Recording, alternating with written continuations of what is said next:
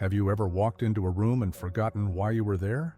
Or paused mid-sentence, unable to remember a name that used to roll off your tongue so easily? Maybe you've misplaced your keys or forgotten an appointment, and in that moment, you felt that sinking wave of embarrassment wash over you. You smiled it off, maybe even made a joke about getting old, but deep down, it bothered you. If that sounds familiar, you're not alone, and you're certainly not broken. Memory lapses are a part of life, but after 60, they can feel heavier. Not just because they happen more often, but because of the shame we attach to them. Somewhere along the line, society convinced us that forgetting something small is a sign of decline, or worse, that it makes us less capable, less sharp, or even less ourselves. But here's the truth. Memory changes with age, yes, but that doesn't mean you're losing who you are. It simply means your brain is shifting, adapting, and working differently than it used to, and that is completely normal. What makes this harder is the silence around it. We whisper about memory loss as though it's a secret we should hide, and that shame can be more damaging than the forgetfulness itself. It can make you withdraw from conversations, avoid social situations, or even stop speaking up because you're afraid of slipping up in front of others. But here's what I want you to hear clearly. There is no shame in this, none. Think about it. How many times in your younger years did you forget something? Probably more than you realize. You shrugged it off then because it didn't feel tied to age. The only difference now is that society has attached a narrative to it, that forgetting equals failing. But that's not your story. Forgetting where you left your glasses doesn't erase decades of wisdom. Pausing mid-thought doesn't take away all the conversations you've led, the people you've raised, or the skills you've mastered over a lifetime. The first step to overcoming the shame is shifting how you see it. Memory lapses don't define your intelligence or worth. They are simply a signal that your brain, like the rest of your body, needs a little more care, a little more patience, and sometimes a little more compassion. It's no different than needing reading glasses when your vision changes. You don't beat yourself up for wearing them, you adapt. This is where grace comes in, both for yourself and from others. When you stop viewing memory changes as a personal failing and instead see them as a natural part of aging, it opens the door to acceptance. You can laugh gently when you forget where you put the remote, rather than feeling humiliated. You can ask for help without feeling like it's a weakness. You can say, "I'm sorry," the words on the tip of my tongue, and move on without that weight pressing on your chest. But grace doesn't mean doing nothing. It means giving yourself permission to acknowledge the changes without judgment, while also making small choices to support your brain health and confidence. Because the truth is, your memory isn't fixed. It can be nurtured, exercised, and strengthened. And that begins with letting go of the shame that keeps you from trying. One powerful way to start is by talking about it openly. So many people hide their memory struggles, not realizing that everyone else around them is doing the same thing. But when you share, even with just one trusted friend or family member, it lightens the load. You might be surprised at how quickly they nod and say, "Oh, me too." That connection alone reminds you that you're not alone, and it helps dissolve that heavy feeling of isolation. Another thing to remember is that your brain is still incredibly capable of learning, adapting, and even rewiring itself. Science calls this neuroplasticity, and it's one of the most hopeful things to understand about aging. Even if you occasionally forget names or misplace items, your brain can still form new connections, build resilience, and stay active. Every puzzle you do, every book you read, every new skill you try, that's all fuel for your mind, and it's proof that you're far from done growing. So rather than focusing on what you've misplaced or forgotten, focus on what you still hold on to, the wisdom you've built, the laughter you've shared, the relationships you've nurtured, and the countless memories you do remember vividly. You are more than the occasional gaps in recall. You are the sum of an entire lifetime of experiences and knowledge that no single moment of forgetfulness can erase. Let's start here with compassion for yourself. That's the foundation for everything else. Because when you take away the shame, you make room for action, confidence, and hope. And those are the tools that truly help you navigate memory changes in a way that feels empowering instead of frightening. Now that we've reframed how to see memory loss, it's time to talk about the practical ways to build confidence in the face of it, and how small, daily steps can help you feel back in control of your mind and your life.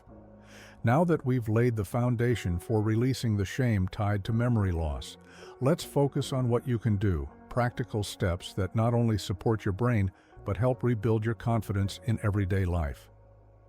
Because here's the truth, you are not powerless in this. In fact, there are so many simple, manageable things you can start doing today that make a difference, not just in your memory, but in how you feel about yourself. The first thing is learning to slow down and give yourself permission to pause. Often we feel pressured to keep up in conversations or remember everything instantly, and when we can't, we panic. That panic makes it harder to think clearly, and suddenly you're stuck in a loop. Instead of rushing or forcing yourself to recall something right away, take a deep breath and give yourself a moment. You'd be surprised how often that missing word or thought surfaces on its own when you stop straining for it. And when it doesn't, that's okay too. You can say, "It'll come back to me," and move on without feeling like it's a failure. Another powerful shift is creating simple systems that support you. Memory changes don't mean you're incapable. They mean it's time to be intentional about how you organize your day. Something as small as keeping a designated spot for your keys or writing appointments down in a planner can eliminate those stressful, embarrassing moments that make you feel scattered. Sticky notes on the fridge, reminders on your phone, or even a small notebook you carry with you can serve as practical tools that take the pressure off your brain. These aren't signs of weakness. They're smart strategies that free up your mental energy for the things that matter most.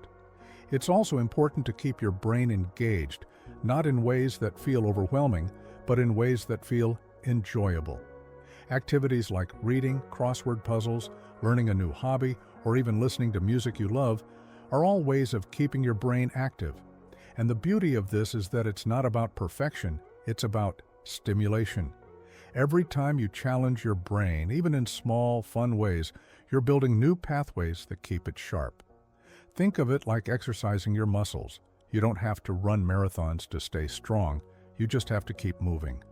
Social connection is another piece that often gets overlooked, yet it's one of the most powerful tools you have.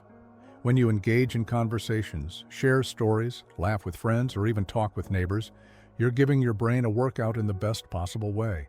Interacting with others naturally keeps you present, helps you recall memories, and sparks new thoughts.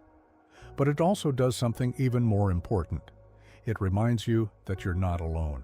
When you're around people who care about you, you realize that occasional memory slips are just part of being human, and that sense of belonging can melt away so much of the shame. Sleep, too, plays a massive role. It's easy to dismiss it, especially if you're used to running on fewer hours, but restful sleep is when your brain organizes and stores information. If you're not sleeping well, it's like trying to stack papers on a desk while someone keeps shuffling them out of order. It's harder to find what you need later. Creating a calm evening routine, maybe a warm shower, a light stretch, or reading something soothing before bed, can set you up for better rest. And when your brain is rested, it works more efficiently. But here's something crucial. Overcoming shame isn't just about building habits, it's about how you talk to yourself. Too often, we become our own harshest critics. We mutter, "I'm so stupid," or "What's wrong with me?" after forgetting something small, and every time we say it, it chips away at our self-esteem. The truth is, there's nothing wrong with you. You are adapting to a normal part of aging, just like you would if you needed reading glasses or a knee brace. Start catching those negative thoughts and replacing them with gentler ones. "I forgot this time, but that's okay."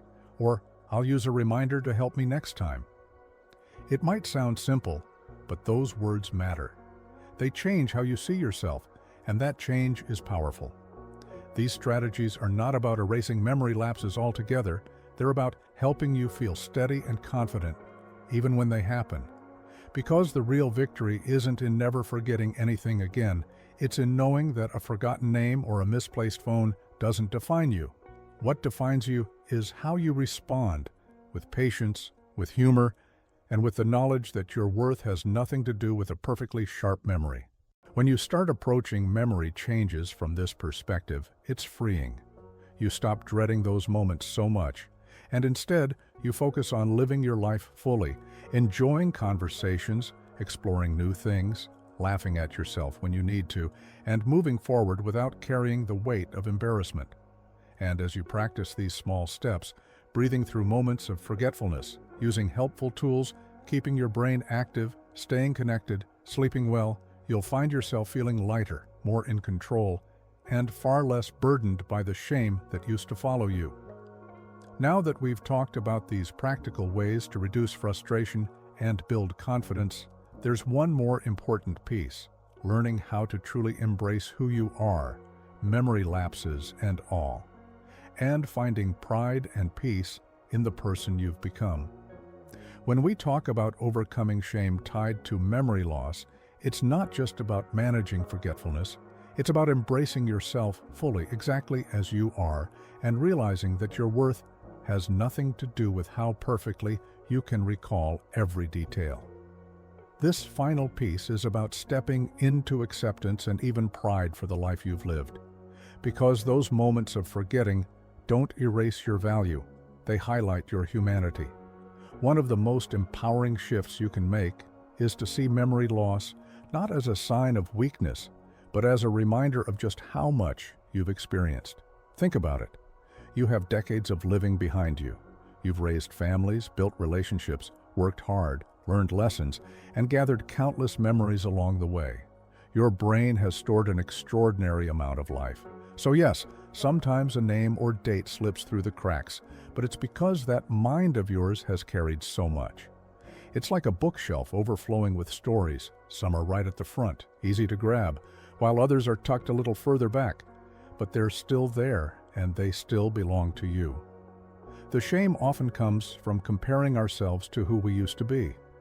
We remember a younger version of ourselves, quick, sharp, always on top of details, and we feel discouraged when we don't measure up. But aging isn't about living in competition with your past self.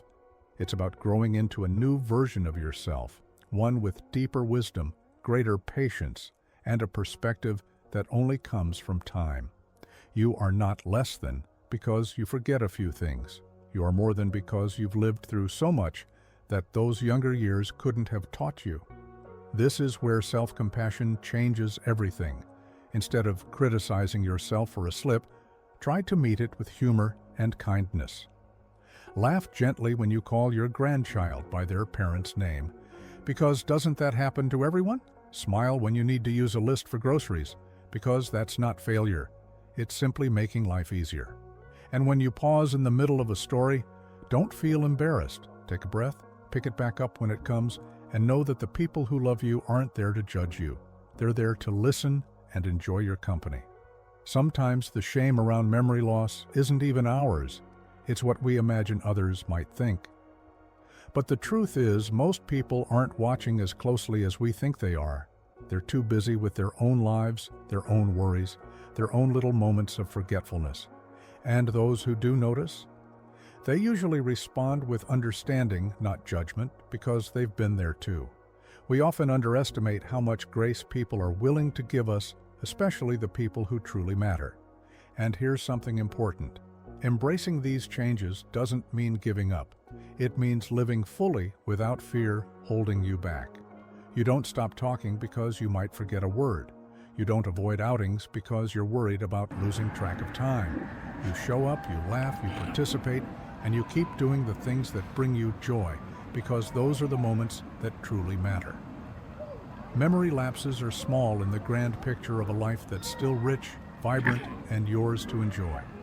Remember, there's incredible strength in acknowledging what's real without letting it define you. When you treat yourself with compassion, you model that same compassion for others. When you share openly about what you're experiencing, you break the silence that keeps so many people feeling isolated. You create connection, and that connection dissolves shame faster than anything else. So, if you take nothing else away from this, let it be this. Memory loss after 60 does not diminish you. It does not take away your intelligence, your dignity, or your ability to live a beautiful, fulfilling life. You are still you, full of stories, laughter, resilience, and love. A few gaps in recall do not erase that. They are just one small part of the journey. From this day forward, meet those moments with patience. Support yourself with healthy habits. Stay curious, stay social, and keep moving forward. And above all, remember that you are not defined by what you forget, but by how much you've experienced and how much life you still have ahead. If this message resonated with you, I'd love for you to share your thoughts in the comments. Have you found ways to stay confident even with memory changes? Your story could inspire someone else watching who needs that reassurance right now. If you found value here, don't forget to give this video a like and subscribe for more conversations designed to help you thrive after 60. And if you're ready to take even better care of yourself, check out the links in the description for helpful tools and resources I personally recommend. You've come so far, and there's still so much more ahead. Here's to embracing every chapter, memory gaps and all, with confidence and pride. Now click the next video on your screen. We're continuing this journey together.